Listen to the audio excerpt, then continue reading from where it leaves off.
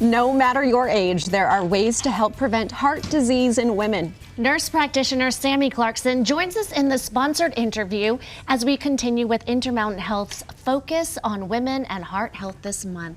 Hi, Sammy. Hi, nice to be here with you guys. Thanks so much for having me. I love how we focus this month on women in particular because the awareness needs to improve.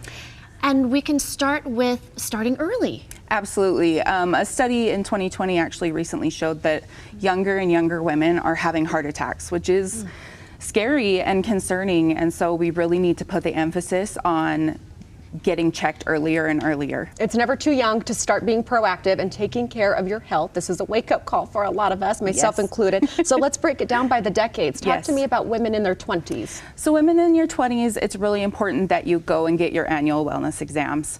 I think that younger women in particular, we kind of tend to think we're invincible, right? Nothing is going to get us. So going and having regular wellness exams, being physically active, you know, the goal is to have 150 minutes a week of moderate activity or 75 minutes of vigorous activity per week.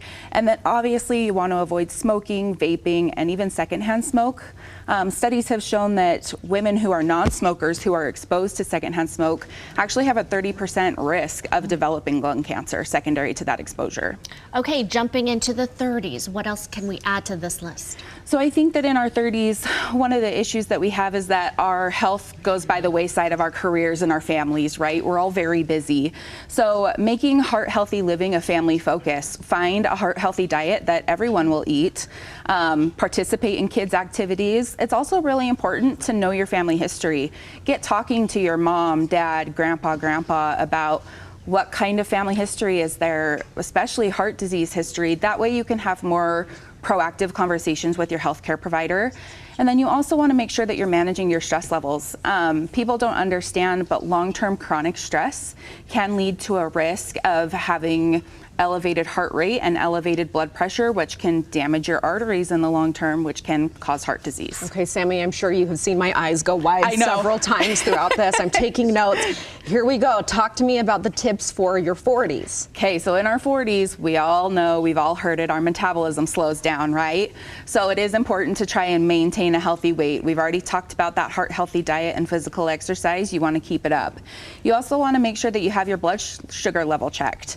You want to have that done at least every 3 years, a fasting glucose level, kind of as a baseline, and that way we can track it. And then don't brush off snoring. If your partner is telling you that you're snoring or that you stop breathing when you're sleeping, it's really important that you get that checked. Untreated obstructive sleep apnea can lead to a lot of long-term complications, including heart disease complications.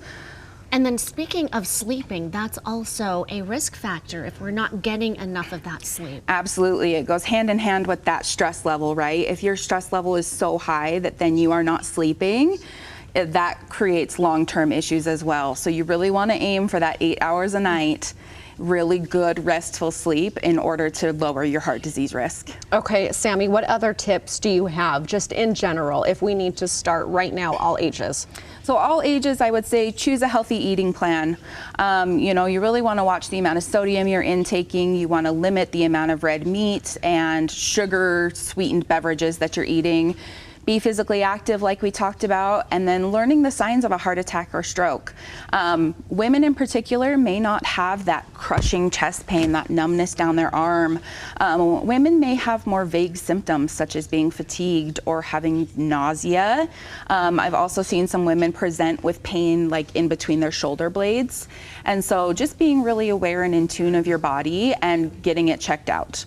I think no matter your age, whatever decade you fall into, these are important messages. If you are later in life, you can still follow these rules. And then also tell your younger, I don't know, grandkids or family members that these are things that we need to start thinking about. Absolutely. Really and I like that you said have the whole family participate and learn about heart health. Yes, for sure. Such important tips. More at intermountainhealth.org. Sammy, thank you so much. Thank you. And thank you to Intermountain Health for the sponsored segment.